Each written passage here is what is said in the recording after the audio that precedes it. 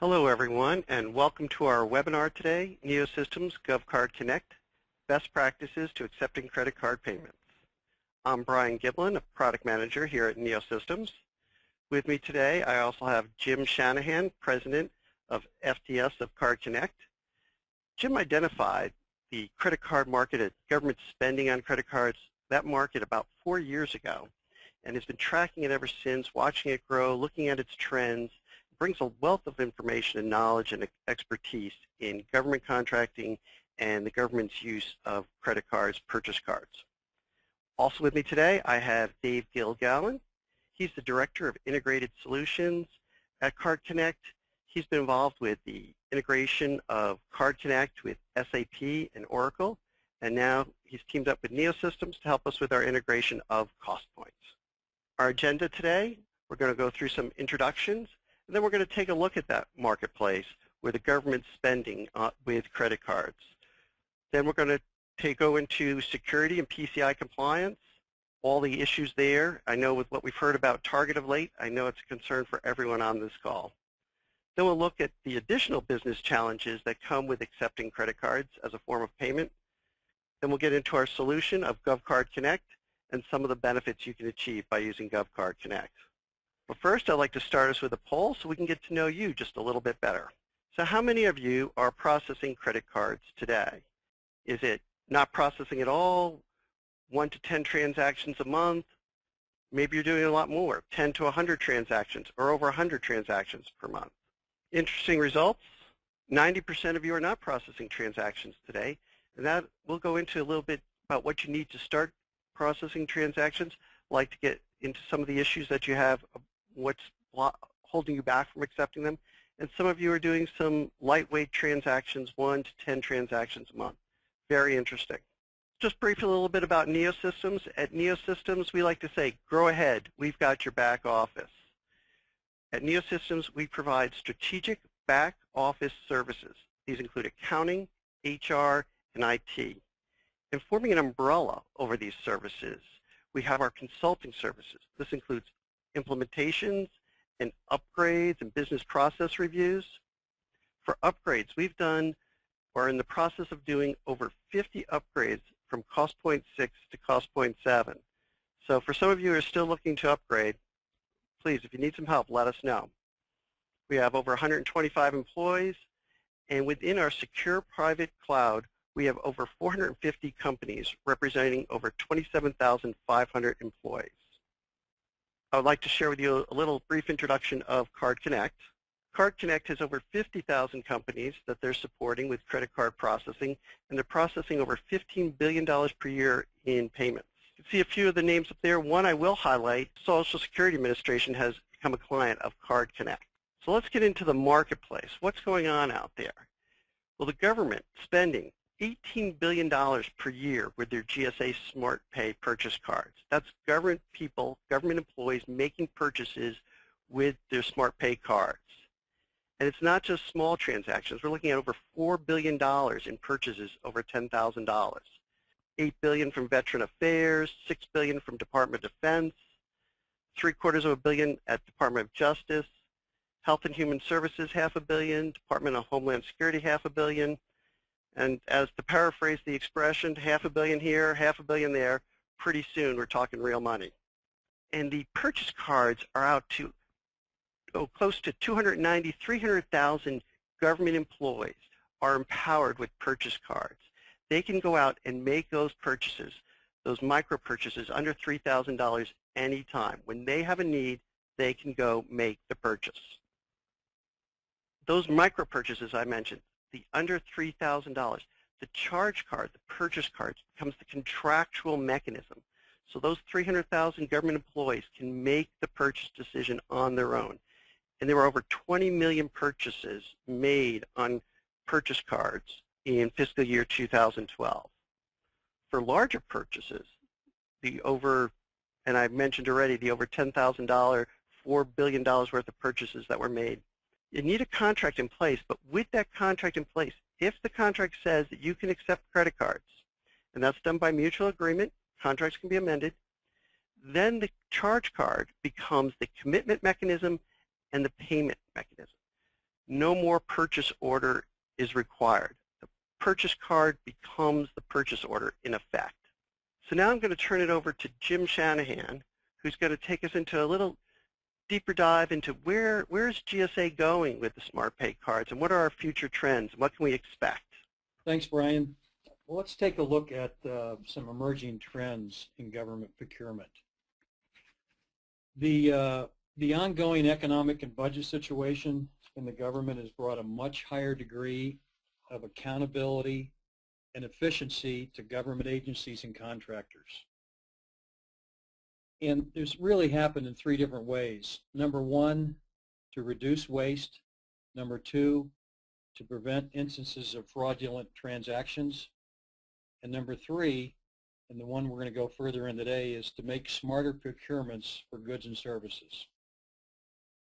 There have been and will continue to be directives to increase contract performance, transparency reporting, and accountability for purchases. This is really taken from the GSA website. And then there's this term called Federal Strategic Sourcing Initiatives. It is the big driver and will continue to be one of the most effective initiatives to fully leverage the government's buying power and save taxpayer dollars. Let's go a little further into Federal Strategic Sourcing Initiatives. I'd first like to give you a description that's on the GSA site. The GSA describes this as a structured and collaborative process of critically analyzing an organization's spending patterns to better leverage its purchasing power, reduce costs, and improve overall performance. So this has become, as I said earlier, that one of the big drivers that's going on in the government right now in terms of procurement. A point I want to make here is all federal strategic sourcing initiatives in the area of SmartPay transactions require what we call level 3 transaction detail. And Brian Giblin will go into more detail of what level 3 transaction detail is in a little later in the presentation. So the FSSI process within the federal government right now, there's currently 9 schedules that are on FSSI and 3 what they call commodity POST programs. In 2014, the GSA has announced that they're going to launch 10 new strategic sourcing initiatives. This is posted by Dan Tanglerini, the administrator of the GSA, back in early 2013. And the future is interesting. This actually came out in late October. The government inked, the GSA inked a program, strategic sourcing support, called Strategic Support Contracts. And they worked with a company called Sapient Government Solutions and a team of 5 other consulting groups to get more leverage out of the FSSI program. And as part of that release, this is a quote from that press release. It says, the federal government will require that the FSSI will be the vehicle by which all federal agencies will purchase goods and services. So it's pretty clear that this is the direction that the government's going in. Okay, let's look at some additional things that have been put out by the GSA. And there's the reasons and the benefits of why SmartPay FSSIs make sense. Again, level 3 line item detail, which will be described later. The benefits for the government, we mentioned this before, but accountability and transparency. Certainly cost avoidance, they're going to buy smarter. There's a leveraging of card for strategic sourcing. It will be an important piece in terms of doing business with the government. And the last thing for the government is there's quite a few refunds that the government gets back by the use of the SmartPay card. In fact, it's projected to do over $1 billion in the next few years in terms of rebates. So a very significant amount of money. For the contractors, also some really good benefits. Faster funding. In most cases, a contractor will get funded within 24 hours. Savings. By doing a level 3 transaction and clearing interchange properly, the average savings are between 25 and 50% of what they're currently paying. Tremendous amount of savings. We've even seen it much higher than that, but that's the average that the GSA puts out. It'll increase sales potential for the contractor. It'll create success stories. It'll also put them in what we call PCI DSS compliance, which Dave Kilgallen will be describing as soon as I get finished here. And then the last thing, it'll make them a level 3 compliant contractor. So there's some real clear reasons why doing SmartPay level 3 transactions will be a benefit to both the government and the contractor. SmartPay is also expanding, and this really comes from the GSA again. The SmartPay card currently does around $18 billion, as Brian was talking about, or 3.5% of the government spend. But that will grow to around $60 billion, or 11% of government spending in the next 5 years. So there's going to be quite a growth in terms of the SmartPay card. The other area that's going to expand is they're doing agency AP expenditure reviews, the GSA, to really educate and train agencies on the value of the SmartPay program. There's going to be a number of grant funding programs paid through by the SmartPay card. Reoccurring expenses are a natural for the SmartPay program. BPAs, blanket purchase agreements, are also another natural for the SmartPay card. And then the last thing, just to emphasize, and this is something the GSA put out earlier this year, or excuse me, earlier in 2013, they're going to add a minimum of 5 schedules per year to the FSSI program. And why? Well, this is again published on the GSA site. The administrative cost of doing a SmartPay transaction are 80% less than doing another type of transaction. So it's a lot more efficient for the government. And as I mentioned earlier, refunds will be up to $1 billion. And then state and local governments. State and local governments spend in the area of $2 trillion. So it's actually 4 times larger than the federal government. And we're using Virginia as kind of an example here. It's one of the leaders in terms of doing business in alignment with the federal government. The state of Virginia's got their own site, the online electronic procurement portal called EVA. They've integrated everything with the GSA, which is absolutely the way they should do it. And it's open to local and public entities that number 245. So universities, schools, local governments. I mean, there's quite a collaboration going on there in terms of enjoying the benefits of what the GSA is done in this area. It also makes up almost 79,000 vendors and credit cards. There's over 35,000 different agencies that accept credit cards and charge cards through the state of Virginia. I'd now like to introduce Dave Kilgallen, who's the Director of Integrated Solutions at GovCardConnect, and Dave's going to talk about security and PCI. Dave? Thanks, Jim. Hello, everyone. Up till now, Jim and Brian have done a great job talking about the initiatives, the trends in government spending, and with a lot of focus areas, with a lot of industry, card processing being one of them. Of course, there's oversight. And if from the earlier poll, it seems as though most of you are not currently processing, so I hope this is of particular value to you as an introduction to PCI. So PCI, if you're not familiar with it now, once you move into the credit card processing arena, you certainly will become familiar with it, and hopefully you'll achieve compliance. For those of you that are not familiar with it, think of PCI as Sarbanes-Oxley. What Sarbanes-Oxley is to financial reporting. That's what PCI is to credit card processing. So again, it's a compliance program, an overarching program to ensure that card processing is done in a secure, effective, and safe manner. No coincidence that long ago PCI was conceived by the 4 major card brands, American Express, MasterCard, Visa, and Discover in 2004. In 2006, the Japanese Credit Bureau joined the union as well. PCI, by the way, stands for the purchase card industry. So the guidelines that these card brands set forth basically control the compliance or ensure the compliance of any partner, any service provider, any merchant that wants to accept or process credit cards.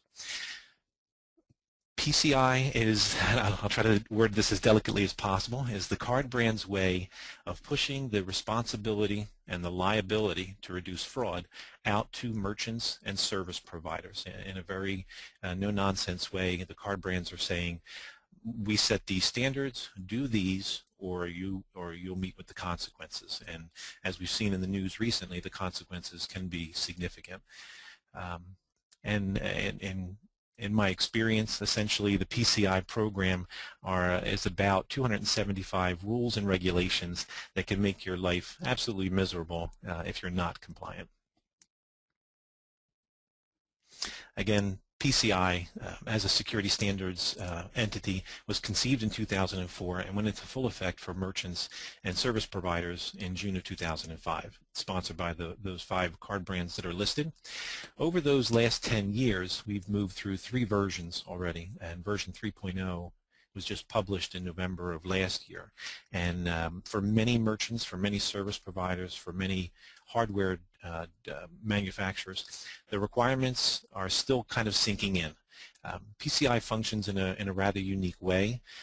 It takes feedback from merchant members, service provider members, etc., and then on a 2-year cycle revises, publishes for internal review in a draft format, and then publishes as a final version on a 2-year cycle. So each year, every month, each quarter, the sands are shifting, and you can refer to that as the shifting sands of compliance, and depending upon your level of compliance, it could be the sinking sands of compliance.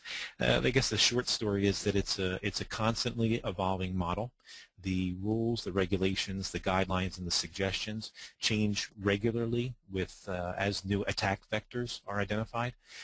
Everything from hardware, network, connectivity, processing, processes, personnel, physical security, etc. They're all covered by the standard.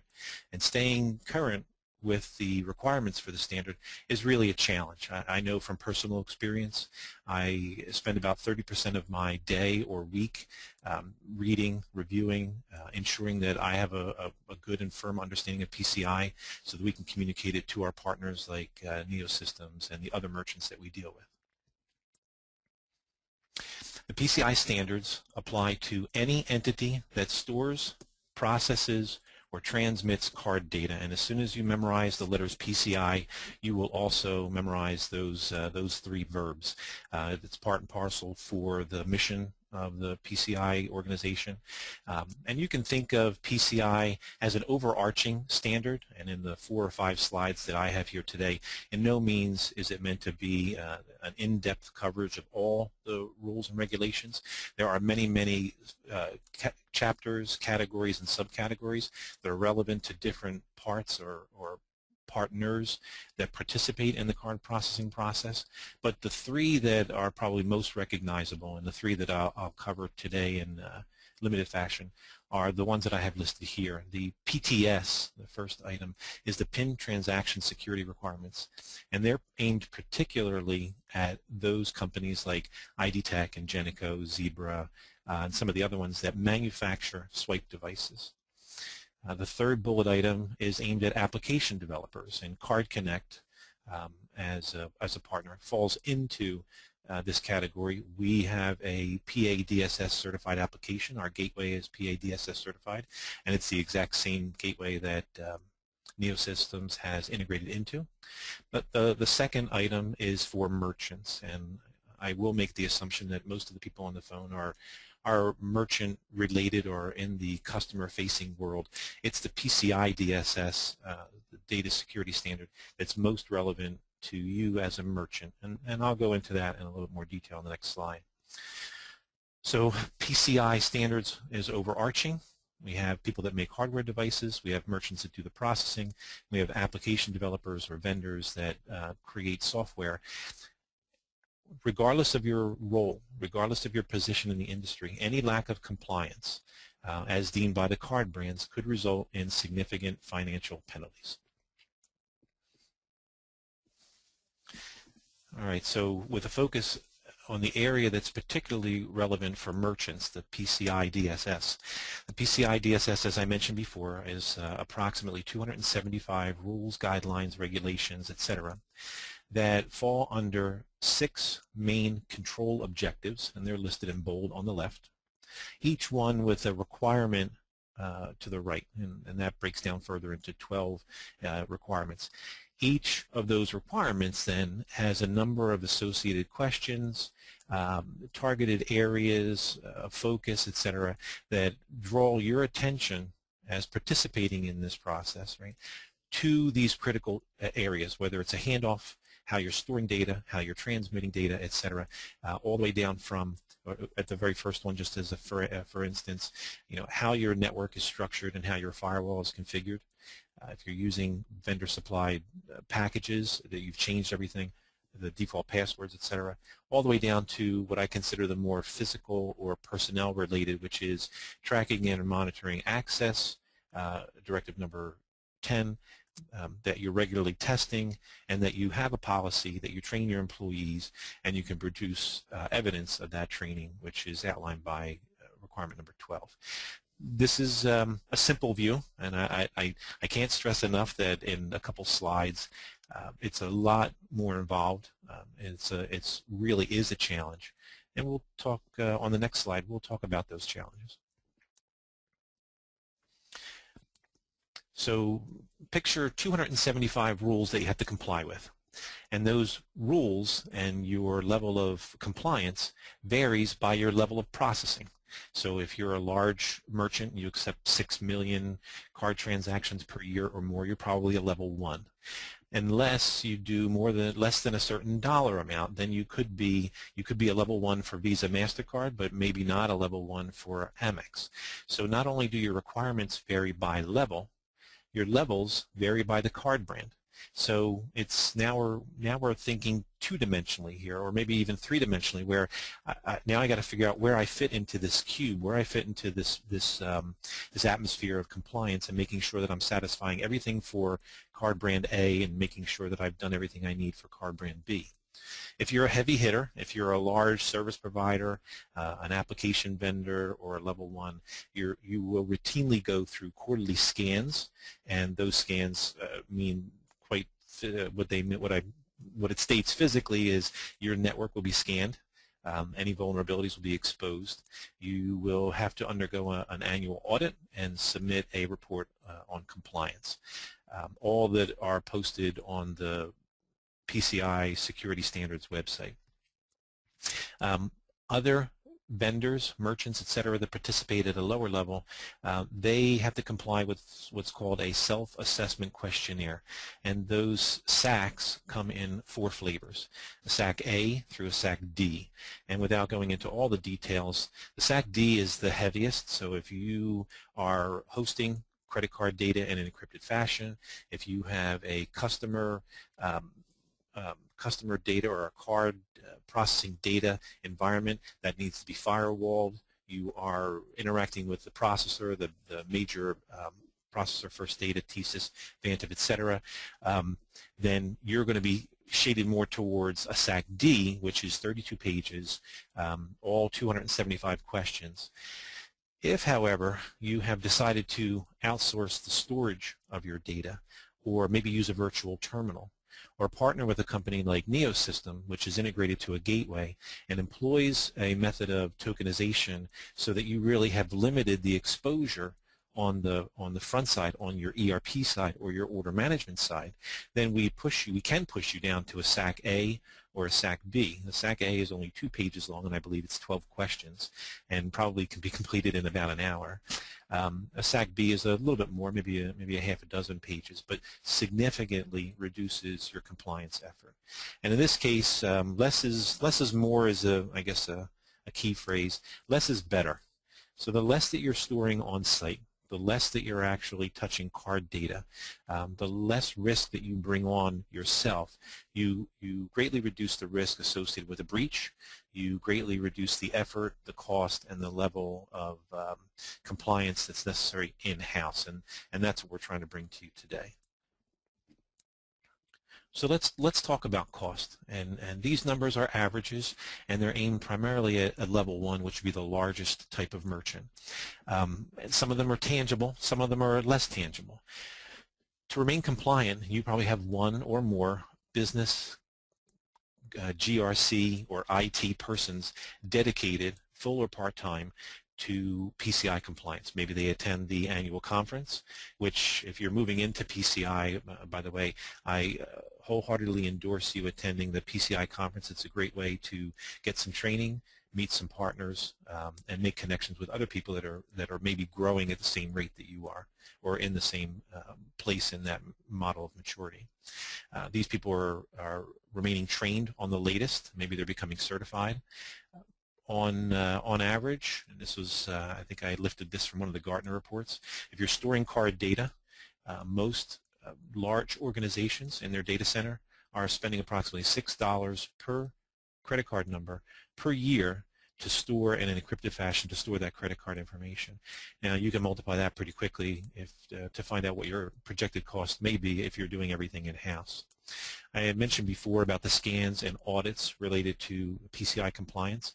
Those are usually facilitated through accredited scanning vendors, or ASVs. An audit will be performed by a QSA firm, qualified security assessor. You may have internal security assessors, of which I am one, or a PCI certified professional, a PCIP. There's cost associated with the effort. There's cost associated with the audit.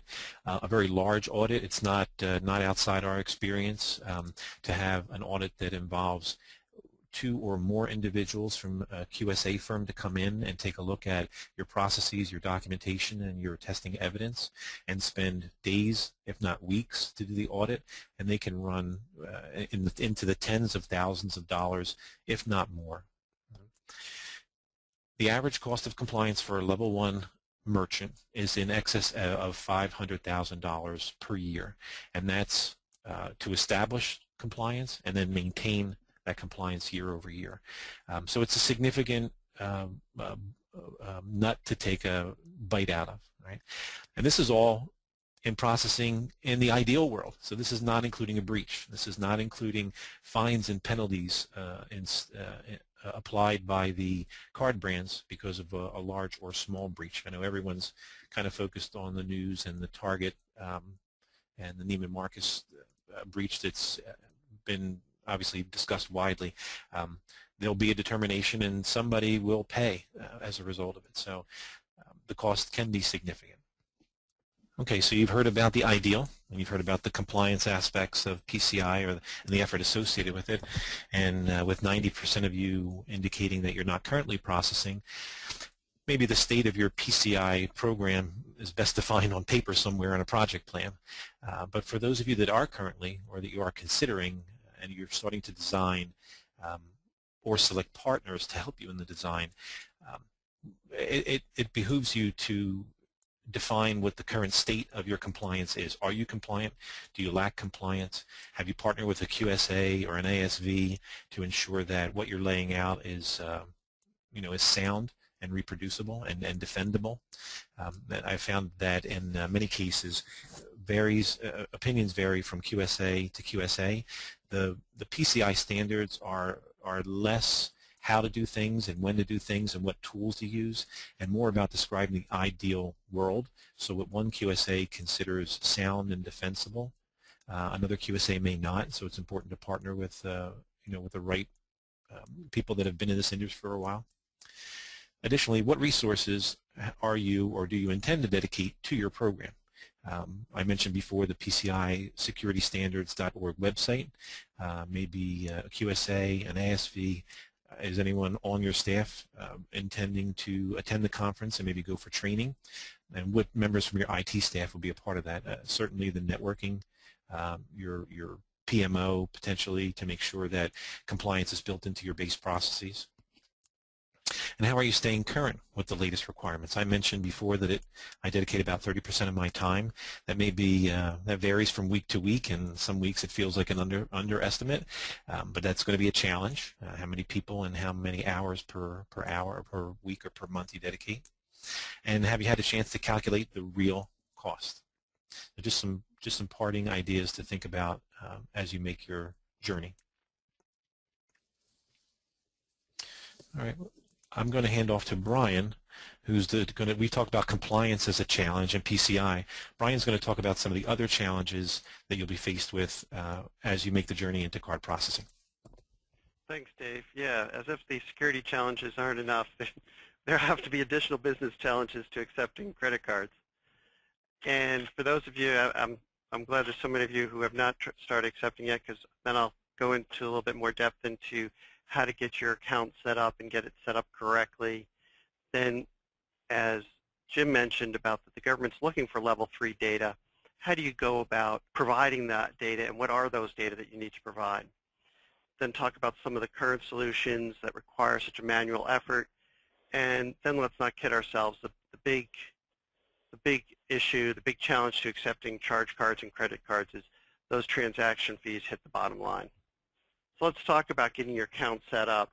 One of the things that's required to set up your account is they want a merchant category code. And this is a 4-digit number, and there's over 600 of these. And you'll see everything from toy stores and coffee shops, and it can be rather challenging to figure out which one applies to you. That's why you want to partner with somebody who's very experienced with this, who understands setting up government contractors. Find those category codes, something like computer programming. That might be applicable to you. You want it to match what you're selling, because every once in a while some merchants, the payment will be denied when it goes through because what's being charged doesn't match the category for the merchant. Now, a lot of you do services and products, and so how do you choose between computer software and computer programming? Very simply, it's just pick whichever one's your higher percentage of your business. It's okay if computer software goes under computer program. They're not that tightly monitored, but it does matter if it's completely wrong. And the other thing I'll caution you about is not to go too general. And specifically, I'll tell you straight out, not to use general merchandise. It sounds like might be an easy catch-all to just check that box and be done. But I heard one story of a government contractor who used general merchandise, and then when they went to sell to the post office, it was blocked, because the post office will not allow the merchant category code for general merchandise to be used. It will just stop the payment. So it's good to go with a partner who understands these things, someone who's familiar with government contracting. Jim mentioned the level 3 credit card data. When you process a credit card for payment, some of this information, like credit card number, you get that off the credit card, the amount, very clear, very straightforward. That's your level 1 data. Your level 2 data, many of you are familiar with this when you order something online through any online retailer, Amazon or whatever. You enter your street address, your zip code, that card verification number, those 3 or 4 digits, you enter that as well. This becomes part of the level 2 data that gets entered as part of your processing. Then we get to the fun one, the level 3, and this is what the government is looking for. They want the part number, a description, the quantity, the unit of measure, the unit cost, the net amount, the tax amount, all these on a per line item basis. So if you have 10 line items, you need to enter these and other data 10 times. They also want the ship to zip, the ship from zip, and the ship to country. Moving on to the next challenge is the manual effort. If you look at some of the solutions today, you've entered all these data in CostPoint. All those data are in CostPoint. You probably would have to go hunting around to find them, but they're in there. So when you go, if you use a disparate system to process your credit card payment, you now have to rekey that. All that invoice data, line item by line item, has to be entered. Very time consuming, and I know some of you are extremely attention detailed. You are near perfect. But regardless, sooner or later, somebody's going to make a mistake, and then it's the more time spent through. It's like, wait a minute, it's supposed to add up to this amount, but it doesn't. Now what do? I'll look back. And it becomes so time consuming, and time is a valuable asset to you and to your company. And then after the payment gets processed, all the credit card transactions come back and you get a deposit into your bank. If you're only doing 1 or 2 transactions a month, you might just have one bank deposit with one credit card transaction. Fairly easy to line those two up. Whereas Dave was talking about before, where less is more or less is better, for reconciling, this is where I'd say more is worse. Because the more transactions you have, you might have 3 transactions one day, 5 transactions one day, and then trying to add up which transactions came in which day with which deposit can be extremely time-consuming and error-prone as well. And then to hit on the transaction fees, let's just take an example of a $100 purchase. Somebody buys, the government buys $100 worth of goods or services. You'll get back $96.50 into your account if on a typical basis you're getting charged about 3.5%. And $3.50 doesn't sound like very much, but if you're doing $1 million in transactions a year, that's $35,000. That is a significant amount hitting your bottom line. And government contractors, as we all know, don't have the highest profit margins. So we came up with GovCardConnect. And we started with our focus on cost point. There'll be no PCI data in cost point. Dave was talking about all that PCI data. No PCI data, no credit card numbers are stored in cost point.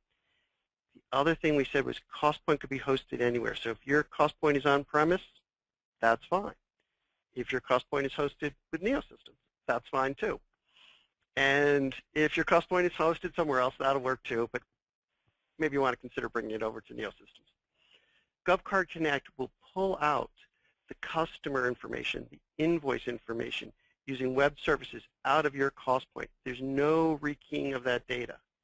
You'll enter the credit card number into GovCardConnect, and that information is sent to CardConnect. CardConnect is where the credit card numbers are stored. They're not stored in GovCardConnect. They're not stored in CostPoint. CardConnect sends back a token, which we store in GovCardConnect. So you have a token that allows you, and only you, to make transactions between you and that customer, that government agency, or that commercial company, because credit cards and purchase cards, we support both. So that goes out to CardConnect. CardConnect goes to First Data, validates that it's a valid credit card number, passes that information, and a confirmation is sent back to you, the user. 1 to 2 business days later, those dollars are deposited into your bank account. That deposit information comes back through CardConnect and GovCardConnect, and then it comes into CostPoint through managing cash receipts. So we have a very quick, easy click, click, click, and you can reconcile those transactions. And I'll demonstrate that for you in just a moment. And what I want to highlight is because we get the information from CostPoint, all those line item details that are available in CostPoint, that level 3 data is pulled from CostPoint and provided, and that transaction is now processed as a level 3 transaction. So the government gets what they need, but you also get something out of that. You get a lower transaction fee. And I'm going to explain that in a little more detail. But on average, even for small purchases, instead of 3.5% or 4%, you might be paying 2.5%, and I'll explain how that happens. But first I want to explain to you where those fees come from and how they're defined. The total transaction fee you pay is a combination of 2 pieces. It's the acquisition fee, what your acquiring bank charges you, plus an interchange rate. Interchange rates are set by Visa, MasterCard, and American Express.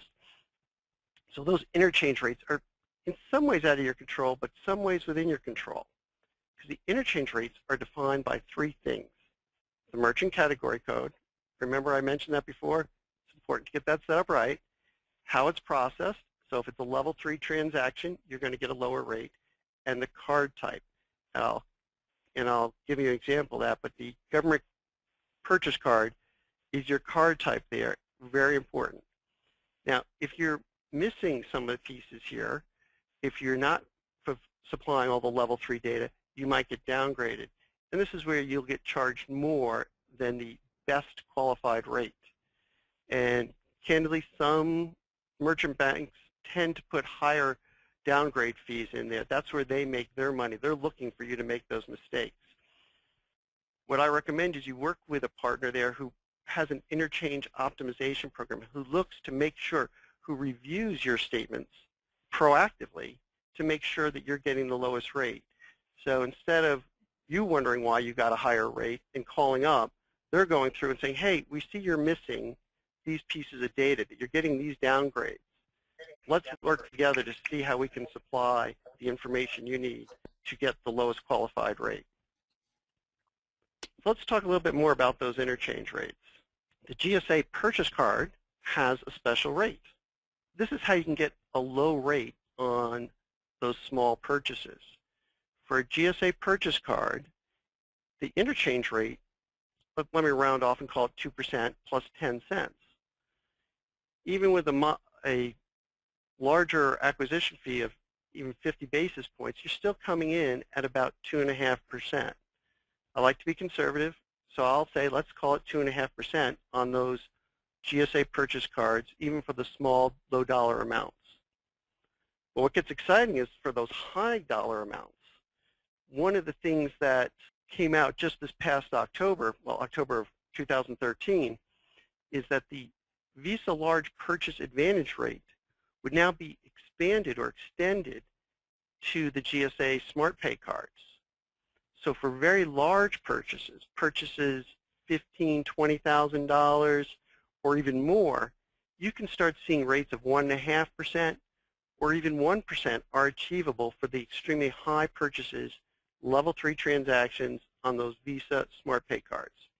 Really exciting, because when you think about you're going to get paid in 1 to 2 business days instead of 30 days, and your cost of that is 1%, potentially, that is dramatically less.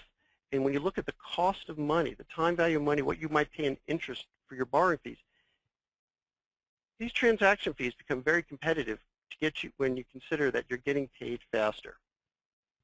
So right now, I'm going to switch over to a demo. So this is GovCardConnect, and I'm going to log in as if I was a user just like you. So we log into GovCardConnect, and here it displays some deposits that I've recently done and some other things. I might want to do search if I came in and wanted to look for a particular transaction. Maybe I was looking for something from the Navy and wanted to see where was a transaction I was looking for. I come in, here is one with the invoice date, what are the details, okay. So here we have the reference, the invoice number, the invoice date, and so we have all that information available to us. I mentioned the reconciling of credit card transactions as well. And here I'm going to look at, we have 3 invoices on a particular transaction. Now this should look familiar to many of you if you're familiar with managed cash receipts in CostPoint. And so in here, all we need to do is, since this was received in May, I might put this into period 5. I have my deposit. Here are the invoice numbers, 392, 393, 394, all the amounts. I have the account fees, where things are going to hit, the organization level, and all I do is click Reconcile. 8 is the number assigned to this cash receipt. Write that down, people, 8, because now we're going to go take a look in CostPoint. So let's log into CostPoint. This is CostPoint 7 for those of you who are familiar with it. For those of you who are not, here's a quick glimpse of CostPoint 7. So we come into CostPoint, accounts receivable, cash receipts processing, manage cash receipts. So I'm going to do this the easy way. I'm just going to say find them all for me. And I am going to sort by date. And here's today, entry date 1/23/2004. Here's our receipt number 8. And we come down here and look. And here's our transaction, the customer, the account number, all this was done in web services. You saw how long it took, just a matter of seconds. Instead of you trying to look up each and every transaction, GovCardConnect remembers which invoice goes with which reference number for which transaction, brings that deposit together, and loads it in. So now you're ready to post this transaction in CostPoint. So that's just a quick demo there in GovCardConnect of how you can reconcile a cash receipt. I want to summarize some of the solution benefits there. Dave took us through how using CardConnect and GovCardConnect can reduce your PCI compliance costs and risks. I think I get really excited about when having to do a 2-page form versus, how long was that one? 32 pages, Dave? I think 2 pages, less is always better when it comes to forms. True, true. And you can save time through the integration, the invoice data. There's no rekeying of that invoice data. I watched somebody, they were doing transactions in a disparate system. They were moving very fast. It was still taking them 30 seconds per line item to enter the data. They were copy, paste, and it was still. And I looked at it, I was like, you got to make a mistake soon. I can see it coming. And then cash receipts, again, trying to line up what's in CostPoint with what's in another system. It's time-consuming, it's error-prone. And the lower fees, looking at driving a 3.5% transaction fee down to 2.5% on your small dollar amounts, and for the larger purchases being able to drive that down to potentially 1 to 1.5%. Really compelling, really strong benefit of GovCardConnect. And it supports the level 3 data, and it's that level 3 data that the government wants. It's going to insist on it. Either you supply it during the transaction or you supply it monthly in filling out additional forms and sending it to them. One way or another, they want that data, and they want it so that they can drive down their costs. And you know, if you're having to be delivering the best cost, this will allow them to show that you are the preferred vendor, and they'll start steering more and more purchases towards you. So some of your key takeaways: the government is spending $18 billion per year, and they're, as Jim told us, they're looking to drive that to $60 billion per year. And more, they're looking for the level 3 data to be part of that transaction. Another key takeaway is whoever you choose, you know, many of you are not processing credit cards today. Whoever you choose, make sure they're familiar with the GSA SmartPay program. They have an interchange optimization program, that they're familiar with doing business with government contractors. The people who are just doing coffee shops, they're very good at that. But if they're not familiar with government contracting, there's little nuances there that could really get you astray. And you do need to provide the level 3 line item details, and by doing so, you're going to reduce your credit card costs. Before we open it up to questions, and if you're starting to think of your questions, please enter them into the questions box, and we'll get to them momentarily. But in the meantime, I want to do one more poll. What accounting system are you currently using today? Are you on CostPoint 6? Are you on CostPoint 7? Maybe you're using Oracle or SAP, Deltek First, GCS. Okay. Good percentage. It looks like a tie between those on CostPoint 6 and those of you on Deltek First, GCS Premier. And some of you are on CostPoint 7, so all good to know. For those of you on CostPoint 6, GovCardConnect is available for CostPoint 7, so probably want to talk about what your upgrade plans are and your upgrade path. And for those of you on Deltek First, GCS Premier, right now it is just available for CostPoint, but making a GCS version is on my roadmap for the year. Okay, so let's start opening up to questions, and as the questions start to come in, I'll highlight a few other resources that are available to you. I blog occasionally on credit cards and credit card use by the government, and so I encourage you to go to the CostPoint 7 Center blog. For those of you still on CostPoint 6, we do have some upcoming webinars that might be of interest to you. The CIO's Guide to Upgrading to CostPoint 7, the CFO's Guide to Upgrading to CostPoint 7. Those will both be available in late February and early March. And if you also have questions about GovCardConnect, I recommend you go to GovCardConnect.com. So all great resources available to you. So Ann, how are we doing for questions there? So please start typing in. We always get this one question. And will the slides be available? Will the recording be available? Yes, we should have the recording available to you in a few days. And another question here. Is this only available for cost point 7? Yes, currently it is available to cost point 7 users. And as I said, we are looking at a GCS version coming out this year. Dave, Jim, any closing thoughts you have for us today? I appreciate the time we're able to spend today on this webinar. Okay, thank you everybody for joining us today, and look forward to following up with some of you. And please, if you have any more questions, you can check out GovCardConnect.com, or please feel free to contact any of us. Our contact information is at the bottom of the slide. Thank you.